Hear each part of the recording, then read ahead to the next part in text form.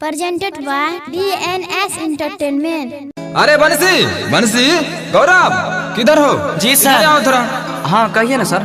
देखो पूरे देश में कोरोना का कहर बढ़ता जा रहा है। हम कुछ दिन के लिए फैक्ट्री बंद कर रहे हैं। क्या? तुम लोग ऐसा करो कि अपने अपने गांव चले जाओ। जैसे ही लॉकडाउन खुलेगा वैसे ही तुम लोगों को वापस बुला लेंगे। अरे सर ऐसा मत कीजिए सर, हमारा परिवार भूखले मर जाएगा। हे भैया समझाओ न तो कनी। देखिए सर, हम आपको हाथ जोड़ के कहते हैं, पिछले बार भी आए थे आप सब भगा दिए। सर कहाँ से हम सब क्या करेंगे सर, काम कर रहे हैं तो थोड़ा करने दीजिए कुछ दिन और सर, नहीं तो मर जाएंगे, हमारे पूरा परिवार सब भूखा मर जाएगा सर। मेरे बात सुनिए सर, समझिए मेरे बात। अरे बात समझो यार, समझ क्यों नहीं रहे हो?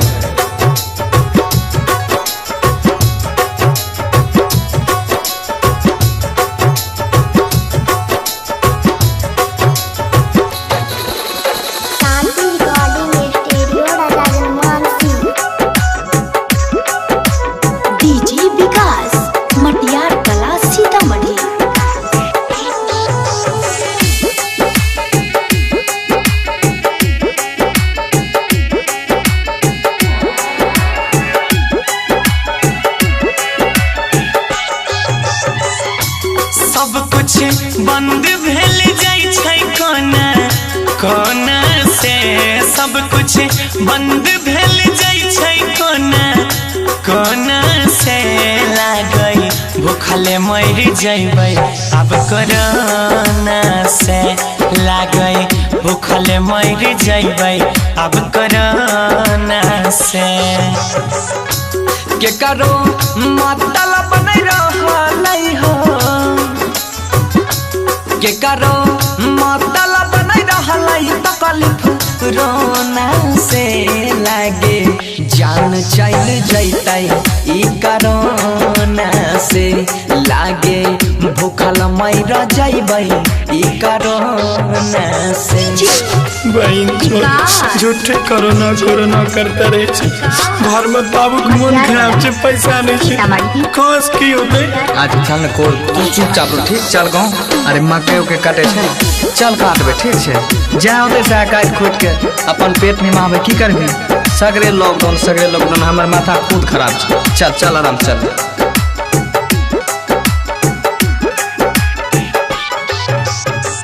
ढेर दिन के बाद करे आइली रही काम हो, कुछो नहीं कमलिए उलटे घूम के जाई छी गाम हो। अरे अरे भाई, इतना धूप में आप लोग कहाँ जा रहे हैं? कहाँ से आ रहे हैं? हाँ ढेर दिन के बाद करे आइल रही है काम हो, कुछो नहीं कमलिए घूर के जाई छिए गाम हो। जान बचबे न पैबै चांदी,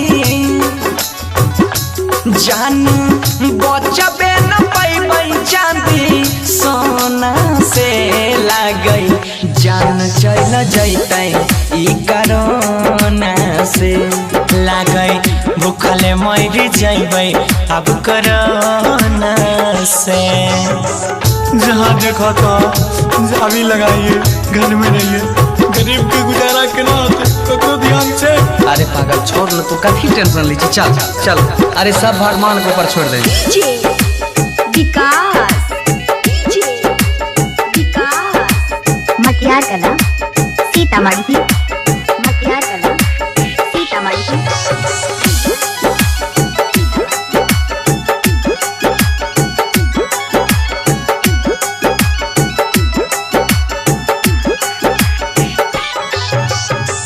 कहाँ छै ध्यान भैया अपन सरकार के, दिन दिन बढ़ल जाइ छै दुख परिवार के। अरे हाल खराब भए गेलो, चल चल चुप चल आराम चल। कहाँ छै ध्यान भैया अपन सरकार के, दिन दिन बिगड़ल जाइ छै हालत परिवार के। गौरव कहै छ कुछ नहीं है ता रोना से, बनसी कहै छ कुछ न होइतै रोना से। सोनू जान चल जैतै अब कोरोना से, लागे सब जइबै अब कोरोना से। शांति रिकॉर्डिंग स्टूडियो राजा जनमानसी।